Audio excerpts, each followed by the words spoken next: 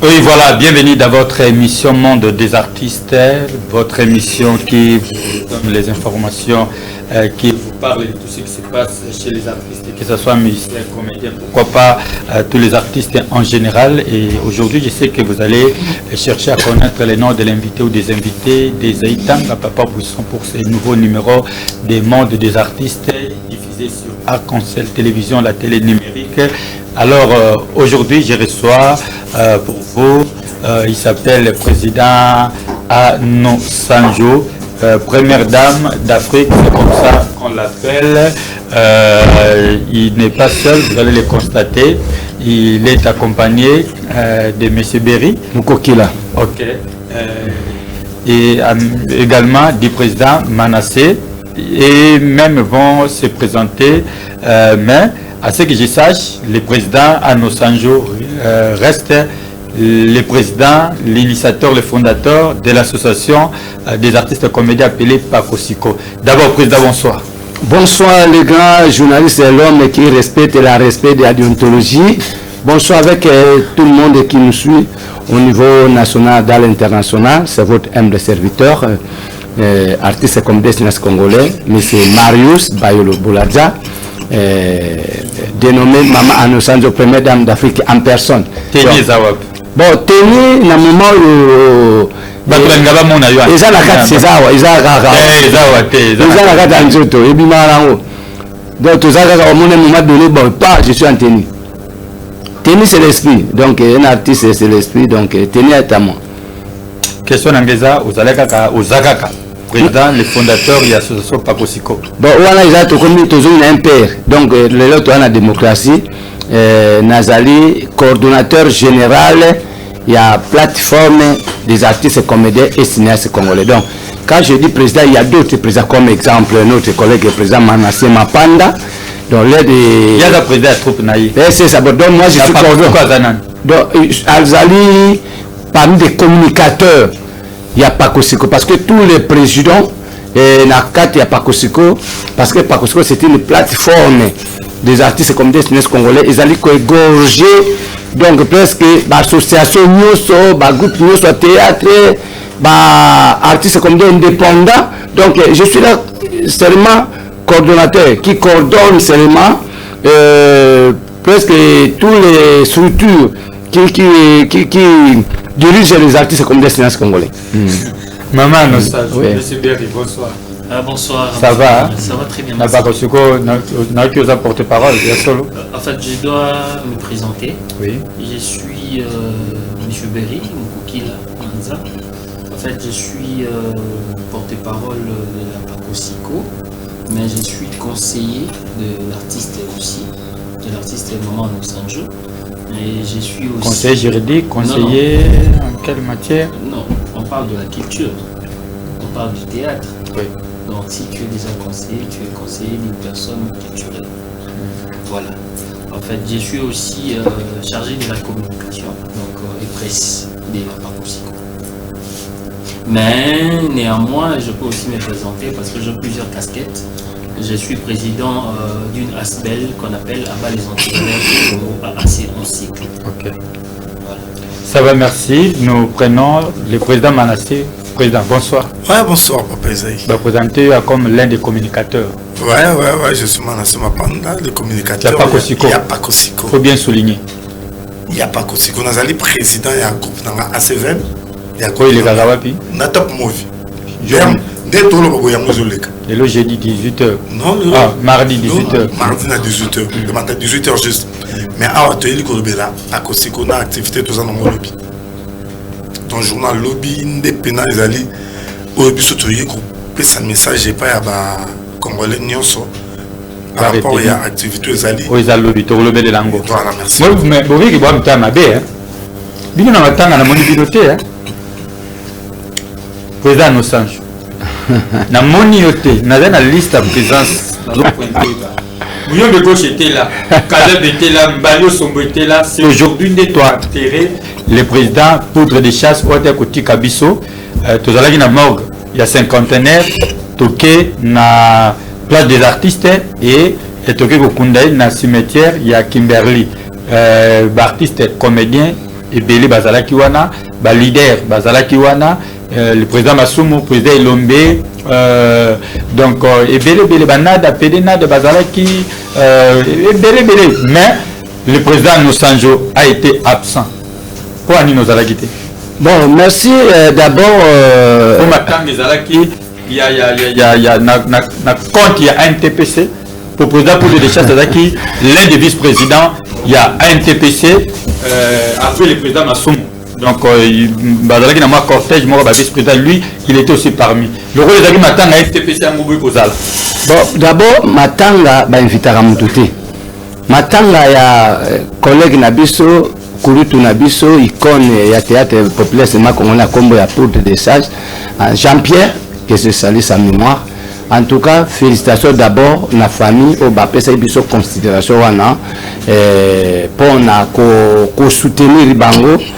Parce que le monde est tous artistes et comédiens, oui, c'est ça notre profession, mais quelque part, tous les donc, pour nous baki makambo ya matanga, parce que Zaki a un TPC, Zaki a un tête, ce qui a fait que... Non, d'abord... Je signale que l'émission est en direct, le numéro est affiché au bas de vos écrans, vous le voyez bien, c'est les 089 59 33 192. Benga participer à l'émission Monde des artistes chaque mardi à 18h. Allez recharger les unités et appeler, participer, donner vos points de vue. J'ai le président Anno Sanjo, M. Berry, le président Manassé, le président Nosanjo, il est président de la plateforme Pabosiko, mais aujourd'hui il a été absent. Namatanga, il y a pour des déchasses Ototiko Kunda. Est-ce que pour le vice-président, il y a un TPC et que Matanga, la pobine au Kabola. Boroma Wele la Matanga, Tobi Bembe. Oh Bibembe, il y a un TPC. Oh, il y a Tokanisa. Oh, il y a Pabosiko. Na moni président nani Tokanisa te Jean-Paul Massamba, JP Massamba. Donc il est absent total. Surtout que le roi Zaki Makamba président Massoum do yécoute dogo arutata makolote même manayo lelo. Bon, d'abord chaque question en andamba réponse. Nabi ke bana kisasa ba congolais, ba brazzavillois, ba diaspora ba zolanda biso avec notre expatriés au bazalaka passionné na théâtre congolais. D'abord makambo Italie ya matanga, ce n'est pas vraiment donné à nous les comédiens à organiser ça. C'est un. Déjà doit savoir aujourd'hui. Donc ce qui non, tu veux la rappeler le côté, tu t'es rappelé le côté, mais problème les alliés problème il y a causé un objectif parce que pour déjà c'est un artiste comédien. Pour n'engager par le but artiste à Koufakate, n'engagez pas le but au kundi pour des gens qui ont kunda mais œuvre pour des ticali. Ce qui est le maman nous s'en joue les lots par le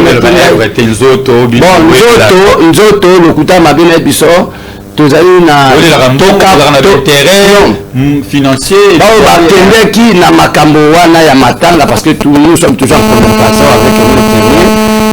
avec d'autres collègues artistes avec même le groupe sans souci Mokilingonga tous allez na ba Mama Aziza et azali chargé à trésorier à Pakosiko Mama Aziza et à Kendaki qui représenter Pakosiko parce que biso tous allez na lourde tâche au lieu que et Tata Mokonza Mboka a lancé Kimbela pour les jeunes congolais. Depuis toujours indépendance congolaise. Depuis 1960, le 29 novembre 2022, première fois qu'il y a une invitation Mokonza Mboka à Bengi Bajen, et les comédiens, majorité des comédiens, basent invitation. C'est fort il n'y a pas possible parce qu'il faut tout ça pas des choses il faut peut-être changer parce que même temps que batouana ba okufa babola pas kotiko ezala bit na ba objectif nango oyo to changer politique oyo ya isolement politique oyo ya éco-esprit banira parce que namboka oyo soki lelo collègue nanga président Manassé azawa koloba ezali na misala ebele tout ça na kati ya mboka aussi surtout na secteur na biso ya théâtre mais jusqu'à là na mona lokolo ya une bagarre d'esprit osomona mais tout ça na besoin bagarre d'esprit mais tout ça na besoin ya bagarre ya baboule ya ba idée parce que ce monde le Europe besoin avancer Asie ezali bagarre ya ba innovation ya ba créativité comme na secteur na biso toi artiste comme des ceux qui te bagarrer na scène toko bagarrer na ba projet Parce que nous ne sommes pas des pauvres, nous sommes des riches. Si on a bien théâtre, ils ont tourné toujours à rond. Le cinéma étranger, théâtre étranger, ils ont place parce que biso nous se trouvons à retour d'une table. Quand on a biso trouvons à la matanga, qu'on s'est la babidja cotisation à matanga, c'est manque de choses, manque d'affaires. Qu'on s'en est là au sala. Et mboka tala le loyo tous allés en secret, tous allés à glisser.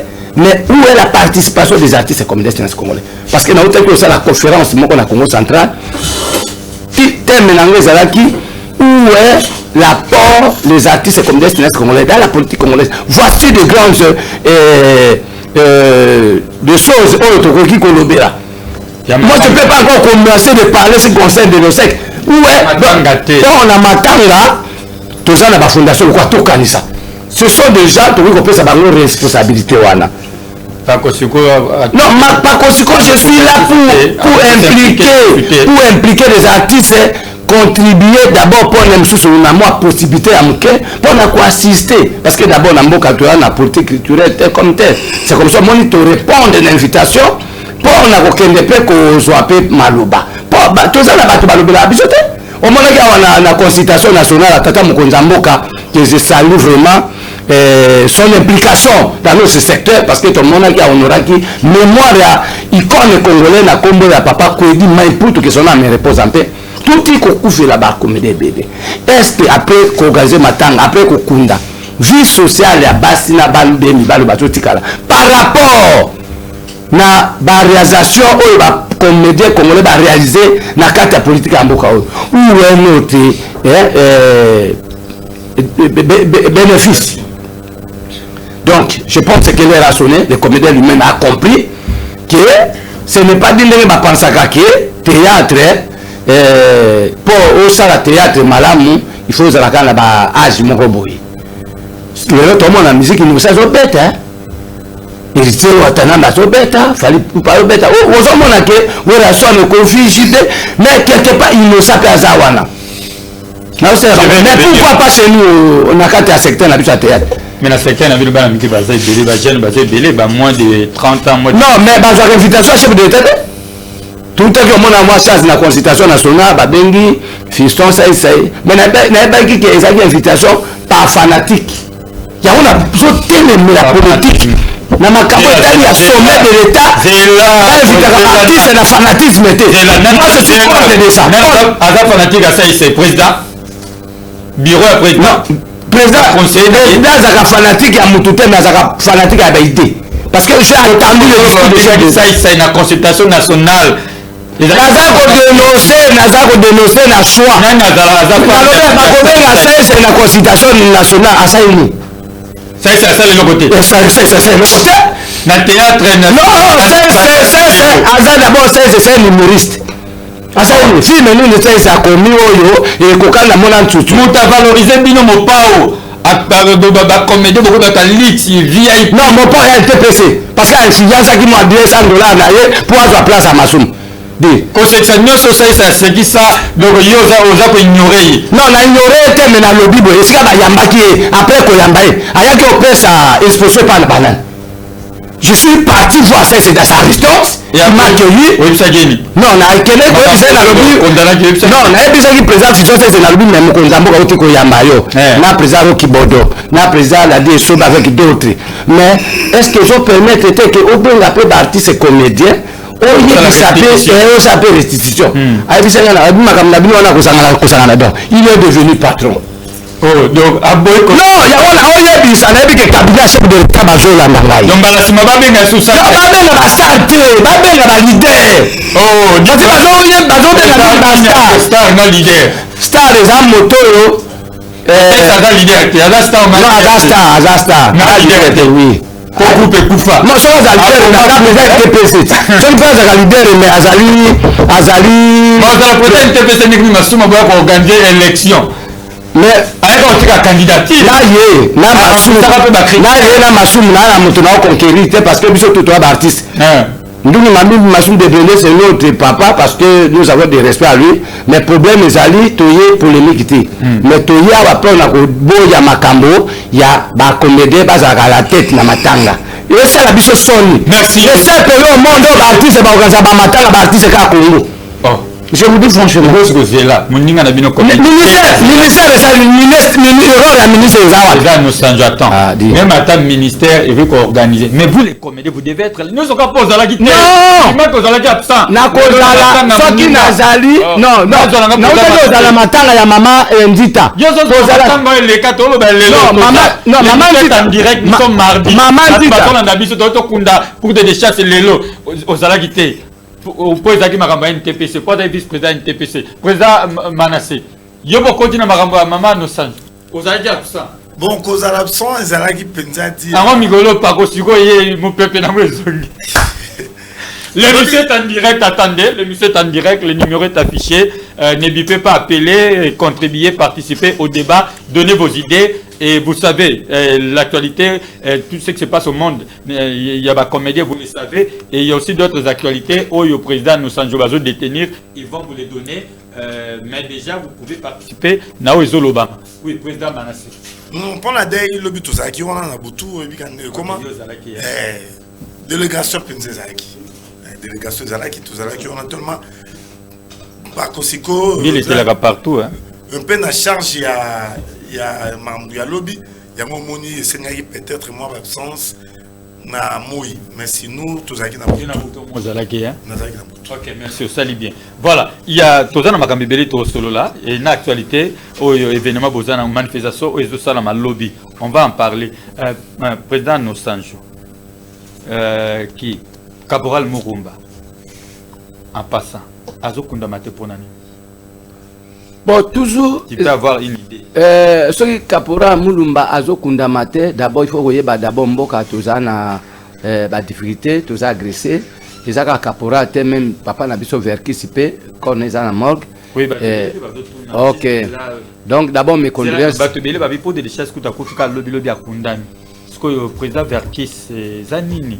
Bazo c'est lambongo kake bima to nini donc na peut éviter président nani Félix Wazé quoi batiaki président même il y a organisation na éviter mais on va les recevoir là-bas donc Pakosiko amour du projet Pakosiko intérêt général c'est notre devise et ça sauvegarde et ça m'a esprit ça veut dire que Caporal Mulumba c'est parmi des icônes tokoy ko kunda bongo te ndenge politique ndenge mesani ko lobaki il faut ko tsangisa mboka na biso za mbongo ebele ngai na yebi mboka to na société moko lelo il faut apprendre bana Congo bana poto maman nous sanjoye leader à 5e génération donc descendant vraiment ya baibale mondial donc toujours makambo théâtre congolais à main donc na yebi so comme monde que je suis entouré avec les intellectuels pour na ko lobaki fini vraiment la récréation. Donc nous avons ces prendre en charge que disait notre héros national, Etienne Tshisekedi wa Mulumba, le père du chef de l'État. Alors il faut se prendre en charge. Et surtout, Mouzé Kabila n'a jamais trahi le Congo. On a peine à Olingate, Mouta trahi théâtre.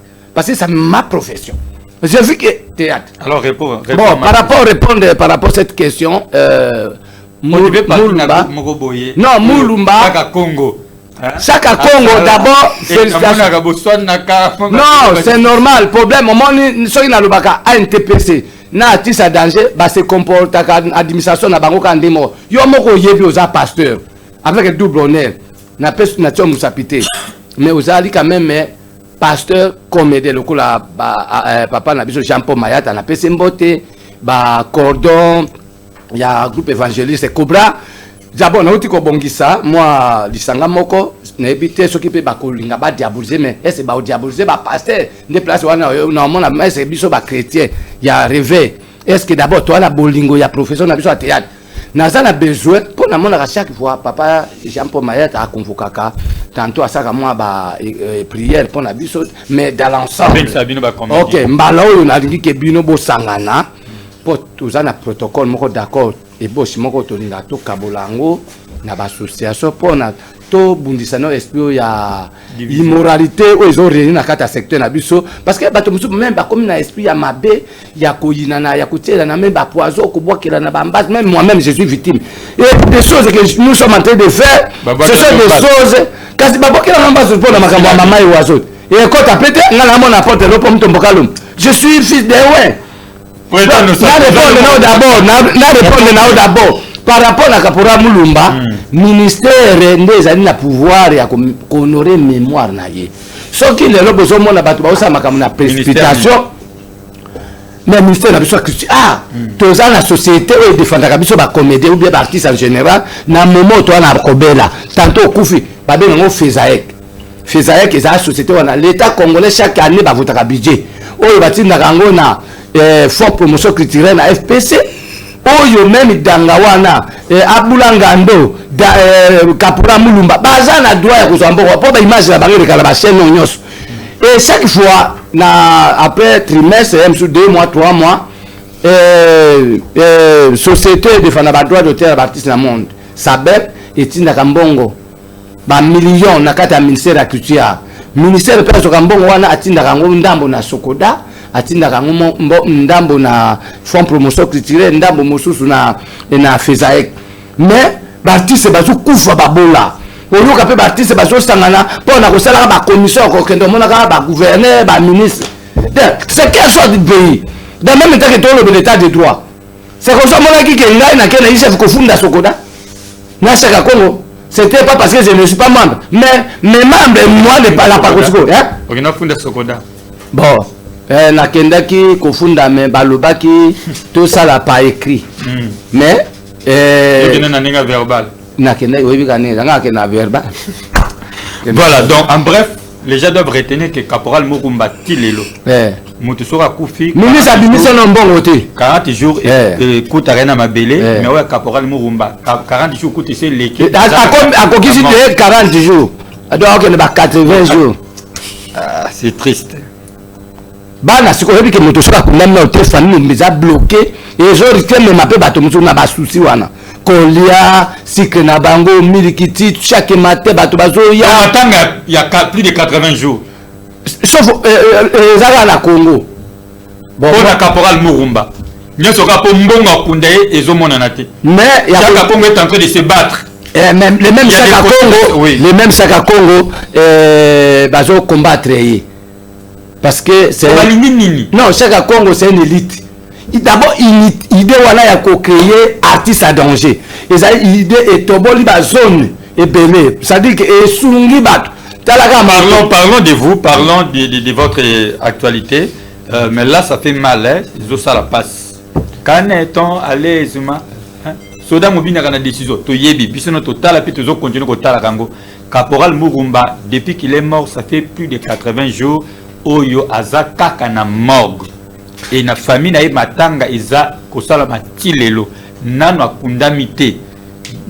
akundamite bakonzi batu nyonso ya mitema malamu bosala de sorte que Caporal Mourumba akundama donc libulu ndenge zalaka cercueil et libulu cercueil matanga isala mabopseke leka na ndenge ya malamu donc là ça fait mal et ça la passe. Alors parlons maintenant de Pakosiko. Monsieur Beriaz à l'aise à se retrouver parce qu'il doit s'exprimer aussi. Pakosiko apparemment est zongi. Pakosiko. Nous dans les semgo. Maman nous sanjo donc. Donc Nzambe, au moins Nzambe nous amusa Nzambe yebi koma biso bana Nzambe to vivaka biso to ba to vivana foi. Ozomona. Donc Pakosiko est une plateforme Nzamba pesa ki biso nous avons créé cette plateforme le 10 octobre 2010.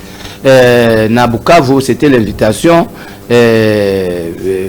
donnée par ex-première dame, Maman Olivier Mbekabila Sali. Donc, on a pour dénoncer viol fait à la femme. C'est là que j'ai trouvé que les comédiens congolais boulingezate avec de miettes, de petites choses. Dans permettez. Première dame, on évoqué, ex-première dame, Azo continue à voyager dans les comédiens. Dans la minute, les gens sont solennalité à Kanda. À Yambinga, mais il m'a dit papa, il s'est excusé. À Yambinga, parce que Aza Narumi, c'est le même numéro, mais Aza na Dubaï, Bazana ex-première dame. Également, na Mama Top, na ba comédien Moussous. Yo voyage à la pour nani. Bon, nanga la voyage à la par rapport à la crise politique que vous avez au Congo. Au moins, biso tozali non, qu'on voit que ça c'est trop dur. Problème les alliés qu'il faut, les alliés premiers il faut alterner, c'est ça les manamboka la biso. L'alternance non, mais c'est parti de l'alternance. Biso toza victime. on a le commune Sengo. Parce que na moni que na vandaki pendant 4 ans, na règne à Fati Beto, il y a gouvernement, il y a Bawarion, maman nous a juste brillé na tiroir. Mais il y a un médecin, il y a un ange de Dieu qui vient me visiter. C'est lui-là, ambassadeur de la jeunesse congolaise, William Mukambila. C'est lui-là qui est venu pour me voir, pour me dire que non, aux appels mon Yamboka. Maman Olivier Mbekabila, c'est notre maman. Ngai nanda ko nangai, mon nanga moi c'est misa to babinga kai na tsaye na pese komba maman Olivier. Le pango ngala la ka maman Olivier mutasombelanga, je dois être reconnaissant. Mutu gando tek. Yango ka yeti parce que mbongo wana. Donc ngai moko pété jusqu'alors mosala ngana salaki autour il y a régime Sota, il y a Joseph Kabila Kabang sénateur en vie na pese mbote l'époux de maman Olive. Au moins biso toi artiste photo comme ah Belvi Patikali Belvi Patikali non ce que bon ça maman no sanjo kuta banda ko tikala sonyo banda ko tikala banda kala maman Olive selon na ebeli ya sala kana ngonga alobaki tourna alobaka ngona Bukavu lelo eza tourna bino lobi pe pourquoi parce que na expliquaki na lobi bato zo mona baso tout yanga na kendaka na Ngalufa na kendana Kadombo na kendaka na maman Balusombo maman Epela maman Bipenduna, maman Chaque, oui, comédien. Et quand nous sommes arrivés, non, tu n'es pas un comédien professionnel, c'est nous qui sommes des professionnels. Dans le scénario, nous avons dit que nous avons mais nous avons dit que nous avons dit que les Congolais ont négligé les Mayele. Les Mayele ont ce qui a fait aujourd'hui que tous ont alternance. Ce qui a fait aujourd'hui que tous ont je vais dans la scène et jouer. Parce que nous avons visé Mingi scène na kati ya film patriotique. Depuis 60 jusqu'à aujourd'hui, il n'y a pas de film patriotique. Pour tout le monde a film à Lumumba, ce n'est pas les Congolais qui a réalisé ça. Il a réalisé film à Lumumba, il bande en boca. Félicitations à papa Ndung Massoum de Brende. Oyaye ko ça la film à papa Simo Kimbangu toujours. Il fallait ngana tourner professeur Kimbangu pour na Kabila. Mais bon, ça c'est un peu des choses que je ne peux pas parler à la télé. Mais ce qui est important ici, il faut savoir que maman nous sanjo, ce qui aime sous une invitation à maman Olivier, ils ont des problèmes, il y a qui te basoa. C'est comme aussi, l'obipé et pas à maman Denise, n'a joie quitté, l'obipé n'a pas joie. Parce que, non, pas mes papas, ils sont parce que je peux aussi parler. Maman Denise a tchayo quand même. Non, ils sont tous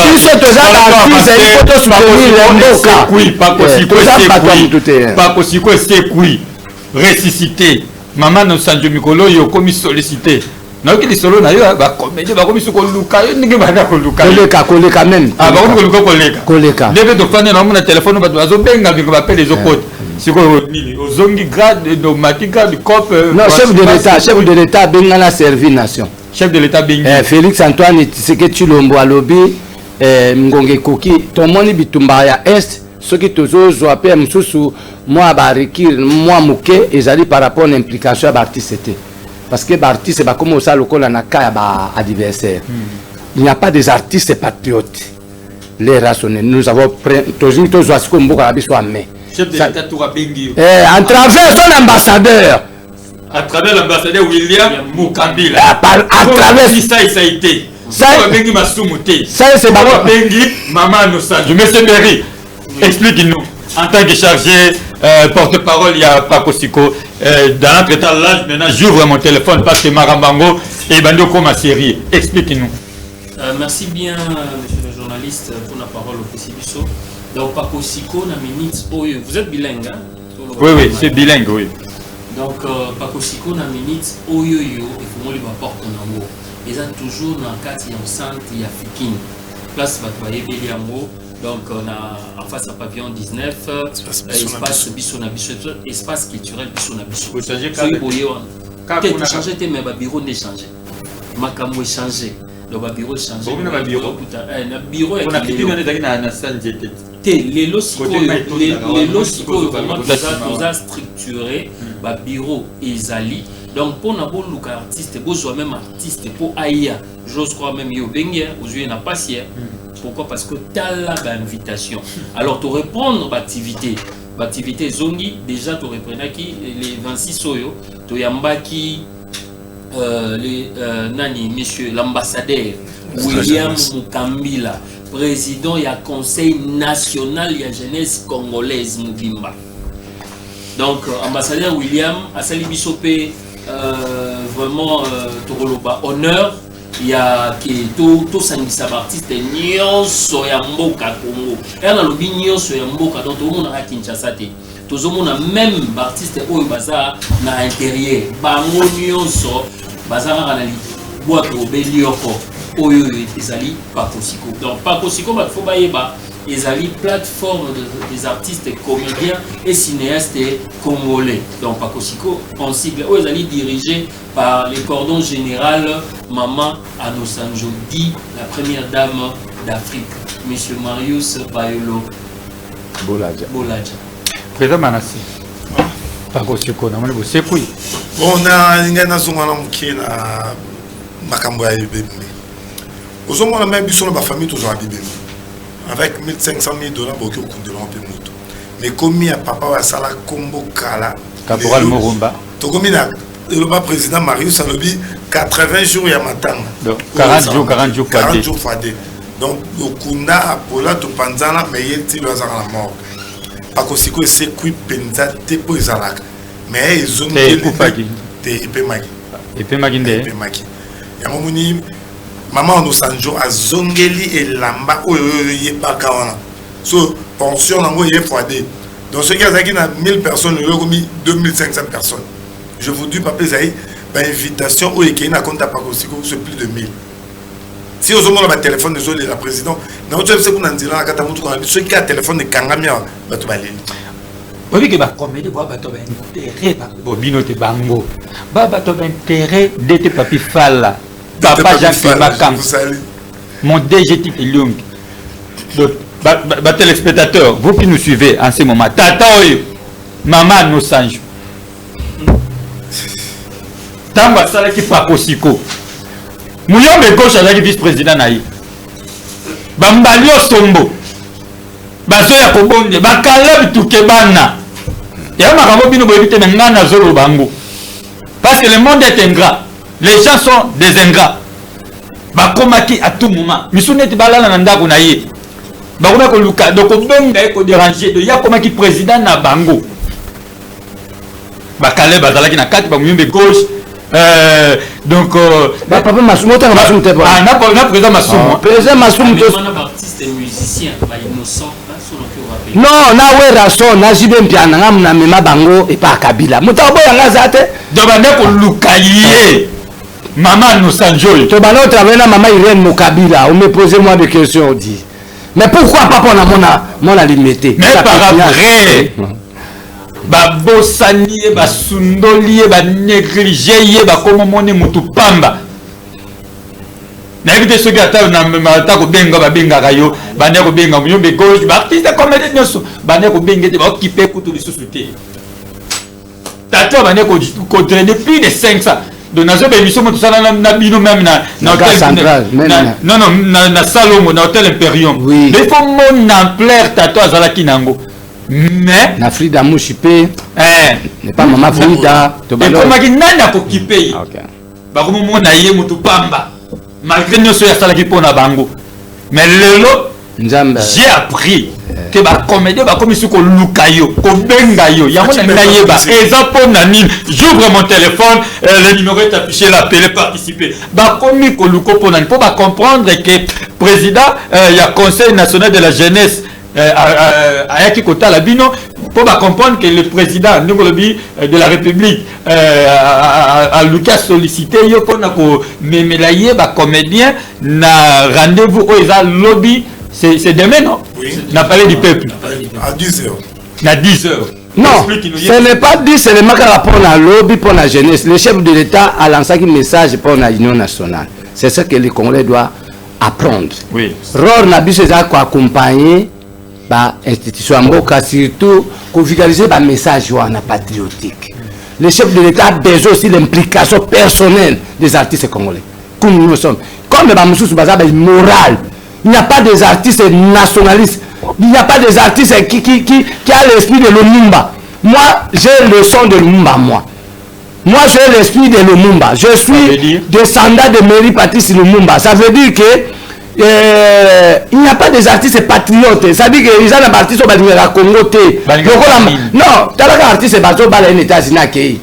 Na place ya bala moi c'est même ça balier et ça parti c'est monsieur ba même les potos à quelque jouer mais à kimi na poto et c'est na ko kima na poto ngai ba même na braza na honorable Zakari na kima te na braza bona braza mais ngade na kima na braza na kima na braza tu ko tumba ngade na kima zo bomba makambo oyambi mama no sando ebi depuis to kataka na bale oyo ya DTV na chaîne moko ya Brazzaville honorable Zakaria me makanga na ngadia to kuna mais tozozonga mais chaîne DSTV ya général Dabira mais tu sais moi j'ai un carnet d'adresse ya parce que ça bato mususu olalo la muko pakoli produit tse batati wana bio matonga artiste yo artiste moi j'ai quand même voyage en avion 48 fois na tamboli na mama Olive lempe Kabila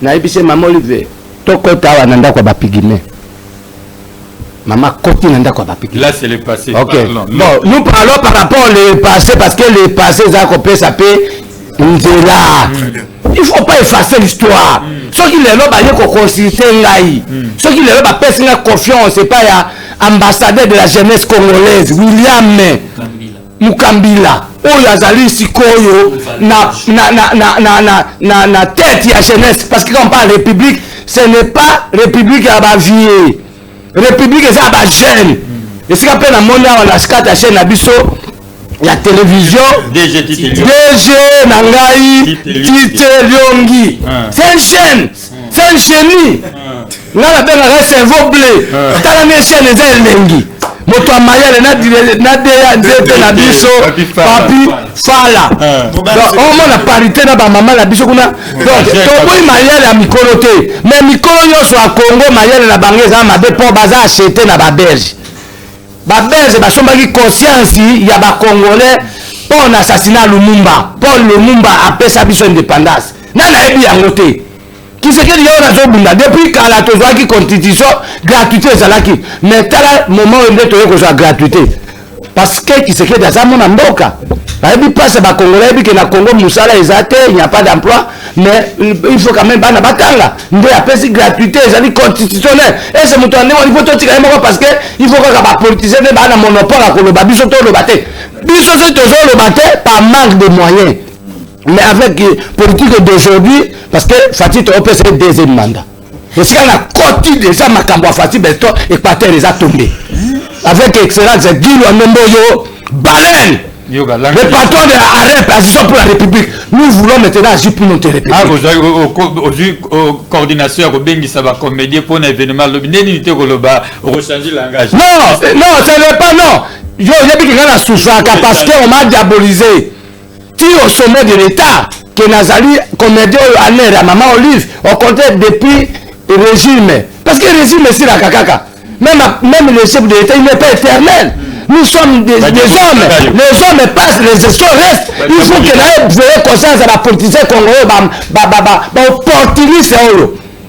Comme ici, les Congolais, il y a panda au contraire ba congolais biso nde tozali bato yo tozolisa mokili ya ba do bengo lisusu te siko ba ko benga yo non il faut pas benga ngai parce que na mona elaka nzanda ataka mutu ba biso siko nini sangisa ba komi non ba bisinga boye yaka ko soutenir chef de l'État mais c'est toi qui va être à la tête des secteurs du théâtre parce que ba moni bato nyonso ba oloba ke bazali na ba association. Disons, ils allaient kokamba biso baptiste comédien. Mais bureau exact papa. Ordinateur exact. Yo za na bureau. Nga na bureau ya kalobi na yo ya bon la bureau na nga. J'ai un cabinet de 11 personnes. Mais là je suis dans centre tete William ambassadeur William après sur la bureau na ba ordinateur après sur la tout Masu mutile le bureau. Non, Masu maza conseiller na kata plateforme. C'est une association na bureau. Mais la politique ya kaiki ya kalaté. Vision exact. Bureau il t'a pas bureau exact. Non, ça c'est des associations ambulants.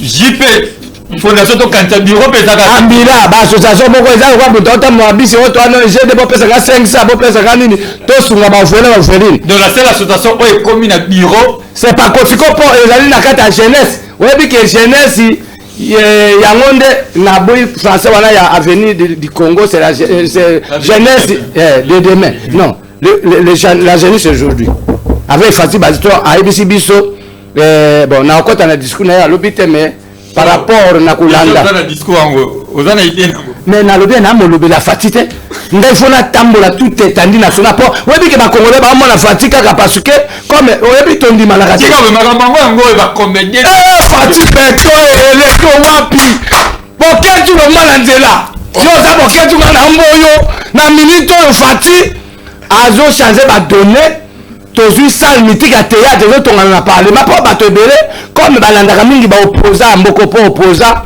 na moi na butu na union sacrée. Voilà, nous poursuivons notre émission. Monsieur Berry, lobby président de la République a Bengisi jeunesse congolaise dans la salle du congrès, il a parlé du peuple à partir à 10h et dans le cadre d'artistes comédiens, puisque la plupart des artistes comédiens et il s'est confié dans la structure na Bino Pakosiko Obo Mema ba comédien et on vous a donné les invitations ba comédien il y a déjà des invitations au PC na ba comédien et combien d'invitations Papa Isaïe, merci pour merci la mission nayo. Je profite de l'occasion donc j'en appelle à tous les comédiens et comédiennes de la République. Le respect de l'air est obligatoire. Nous avons besoin de voir tout le monde à l'heure demain à partir de 6 heures, qu'on soit déjà là devant la salle de congrès. Parce que c'est un grand merci à chef de l'État que moi j'appelle Félix Antoine Tshisekedi, la personne qui incarne tout le pouvoir du président passé. Donc il y a un Katinaye, il y a un pouvoir, il y a Mobutu, il y a un pouvoir, il y a Moussé, il y a un pouvoir, il y a Joseph Kabila, il y a un pouvoir, il y a Moutou Nyonso. Et puis le président a Bissopé, il y a un jeune, donc on a une jeunesse congolaise Nyonso. Il faut tout ça à la part des choses, il y a un comédien. Donc ça dit que le président de la République, à l'entremise, il y a président Nabiso, il y a conseil national, il y a jeunesse, ambassadeur William Mukambila, né a lancé invitation Oyoyo, la jeunesse congolaise Nyonso. Donc la structure Nyonso existera dans le Congo. Dans le lobby, basali bango appel, basu ba invitation, ça dépend un nombre au basali, baroya ko représenter. Pour tout ça quand même ebélé ba milliards, mais le lobby aux échantillon représentatif et aux alawana na katia salle de congrès. Et puis quel privilège il y a au monde mokonzi moka yo participer, sous ba question aux ala, sous ba mambo belé ba surprise aux agréable aux ala lobby. Mais nous sommes les ara pona solution ya jeunesse. Donc naza d'avis na cordon abisso général ya Pakosiko, la jeunesse c'est l'avenir d'aujourd'hui, pas de demain. Donc l'élo jeunesse azana posa akota déjà na kati ya jeu. Azana posa a changer pe makambo. Parce que moi on kepa betara monda bakolope babinaka. Alors jeunesse wana tozana posa aza la jeunesse mon côté aza délaissé, aza la jeunesse mon côté aza abandonné, mais jeunesse moko responsable, jeunesse moko oyo ekosala que to remplacer ba mikolo wana nyonso oyo déjà basali balembi bakende ba place na bango to lobite ke noto bengani bango mais non ba paiement c'est sur place parce que nous avons encore de l'énergie, nous avons encore la force pour booster pour booster pour la Congo et Kende Liboso.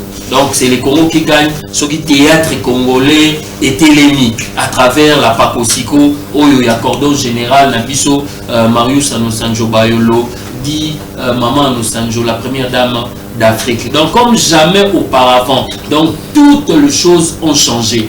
Structure est changée. Nene boye barakala eza sous bomoté. Bon mona ke lelo artiste na bino pour même vous contacter, il faut les cas par bureau. Donc ceux qui ont les par bureau te vous été à royal biara ya raté. Bon, on a même tenu échangé. Et l'obéli échangé, Nyon s'est échangé. Donc c'est notre boss. Donc c'est il y a une gravité. Toujours le bas que Azam Moutouni est responsable parce que il est marié d'abord. Moi si n'a pas d'ananda, Azam n'a pas on va n'arriver pas inaye. Azam responsable n'eng bon mon araye bon. N'a pas locataire. Donc Azam n'a pas locataire. Donc pour vous dire que ceux qui bon moni Moutou Oyo déjà la première dame Oyo bon. Maman Olive Lembe, nous saluons, Salagé confiance, Abengaraye, et puis bateau, nous sommes à la Simanaye. Ils allaient qui pour n'abaye qui n'y nous a katinaye. Aza capable de drainer ma masse, Aza capable de véhiculer ma message pour na mukili mubimba et capter. Et puis boyebi ba capacité naye. Donc tout ça na pour ça azonga na katia scène, théâtre zongi, chaîne YouTube et Fongwami. Nyonso et Fongwami. Kalate bon on a même des missions spéciales. Il y a première dame d'Afrique. Donc il y a Moana R, il y a Moyo, numéro nae Moga Pesa, Bobé nae, mais lobby tozo betakaka c'était il y a événement il y a lobby Oyo et Bengami pa il y a président de la République, Oyo biso tozo loba ke bato bazo bengaye ba kombo belé, mais biso to yebi kaza les propriétaires de tous les dossiers. Donc ba dossier nyonso, respect d'abord et puis na ko ba dédicace nous peut directement.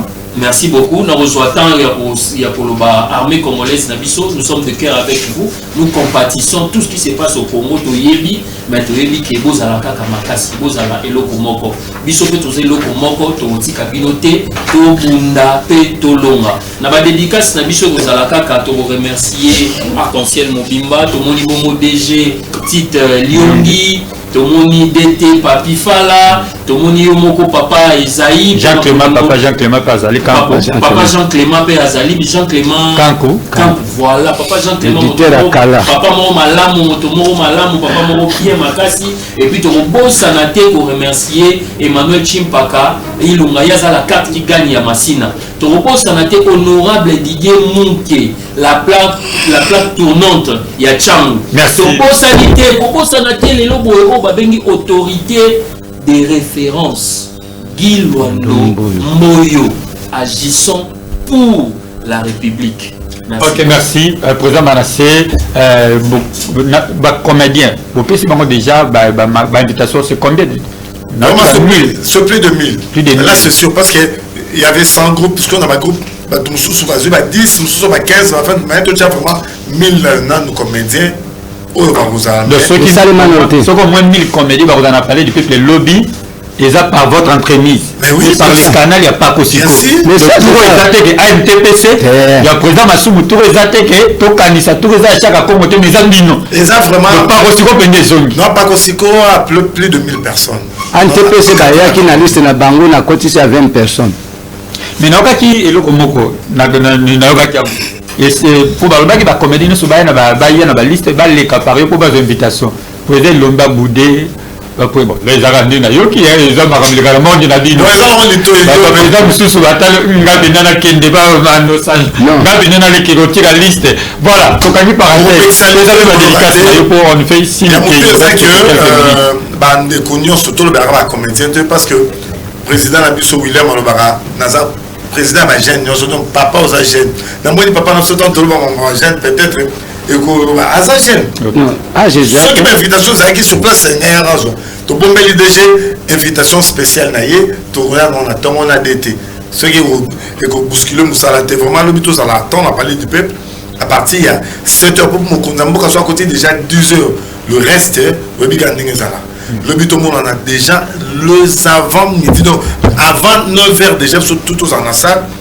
2 heures à la télé naïbi qui est le camarade et les 10h à 14h de 10h à 14h on pas honorable Nestor et Kanga Songo et puis Arc-en-Ciel Mobimba Wembi biso bien dans ce pays na plateau on aura na ndako melo na mona ngo vraiment live des amis makasi dans ce pays na 2G pas tout les polyvalents de la presse congolaise. Merci président Manassé. Alors que aussi ça na maman à nous saluer. C'est ce numéro nayo. Naoki qui m'a quand changé, on va plus passer par vous, mais quand même vous restez artiste. Bateau bangi ba contacter ba bengo Rose avait sur branche mais mususu à travers un numéro ce copie. OK, d'abord avant la pèse numéro pour nous ba de ko ba okasa mususu entre moi et collègue président c'est toi va problème. Ça problème était tout lobby par rapport à l'invitation toujours au sommet de l'État. Ça veut dire que ceux qui m'ont considéré, considération, il faut toujours les sincères, il faut toujours ce n'est pas du Mokonzambo Kayambiyo. Le sommet de l'État, les galas de la nation et le commandant suprême de l'armée, la police nationale, Félix Antoine Tshisekedi Tshilombo, Tobeni Fati Beton, Moukwanto Mbolo, le président le plus costaud du monde. Après son mot Fadier à Yambiyo, puis occupé au Mélame, à égoïste. Nazo dénoncer biloko wana parce que bele bazo égoïste gaillard. Donc awa toujours le bila makambo nazo le bila awa ezali Baptiste comédien. Merci nandi bo répondre na invitation ya tata Mokonzamboka et tokende kuna na parlement biso to ba politicien ti biso to za na kata société civile.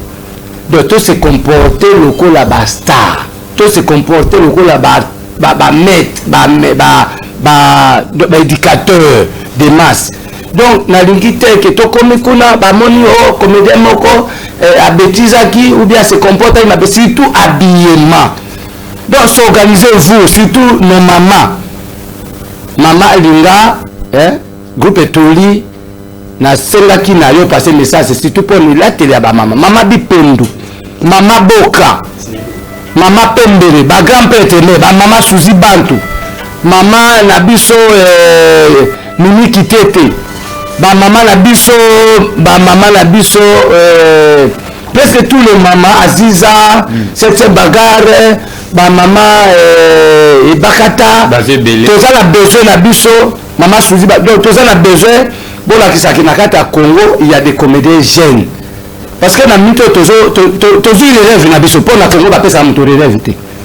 Biso pa kosiko to arracher pouvoir na biso pour ezaki lita le to baneki depuis le 10 octobre 2010 pour to yeba ko défendre le théâtre parce que quand ils ont créé pa kosiko de mona kindege théâtre ya bapaya et inondaki Congo to zaki au moins ceux qui critiquent la biso comme obeba porte comme comité critique bapaya. Et dans ce sens délicace n'a pas pas excellence. Et moto azanga lisumu Fatia Miniati Joseph Mketawaba président de la fondation FGT Maman Grâce Mbongi Meke présidente initiatrice de la fondation Grâce Monde maman a défendu la gratuité la maternité topesi Abedachou félicitations nandenge oza ko accompagner jeunesse parce que t'as la jeune wana boza bana banzambe mais lelo en travers notre frère Abedachou Nzamba Pambulo Abakisela Mbongo et tata Mokonzamboka ba mécène ya kopesa mbongo eza ba Abedachou parce que yé azana a vivre na petite société.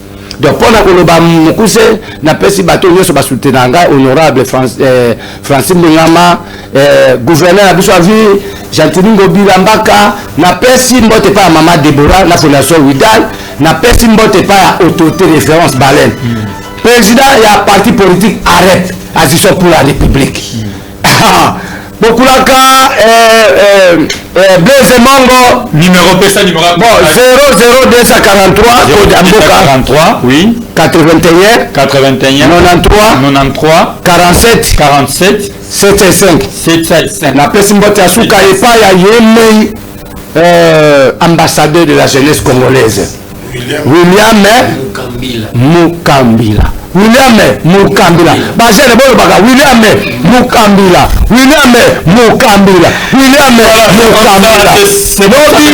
merci Nicolas Maman Denise la première conseil chef de l'État comédien na 10h Makambi Bandi de 10h à 14h mais venez avant 10h avant que le président de la République à Kota dans la salle de congrès il y a parlé du peuple lobby na 10h voilà tokomi na suka donc toujours zela tout le monde est sur la réalisation oyo pa kosiko ko sala et on a vu que Makambi c'est Bandi sur tout voyager sur non awa toujours voyager sur le candidat national c'est bien c'est ce que nous souhaitons pour tous les artistes comédiens. Merci à Modé Jetite Lungi les Polyvala de la presse congolaise, les grands managers, merci les Polyvala voilà Dete papi fala moto moko bien donc mutu montre d'orier asimbara nyonso na mbala moko papa Jacques Clément Kankou Bambote na yo. Merci à vous d'avoir répondu. C'est à nous de vous remercier et c'est là double honneur Papa Bousson les mardis l'homme ouais nulle part ailleurs toujours Monokona Nzambe télé Arc-en-Ciel numérique. Merci. Tout est numérique Arc-en-Ciel, tout est numérique. Ici c'est la numérique qui domine.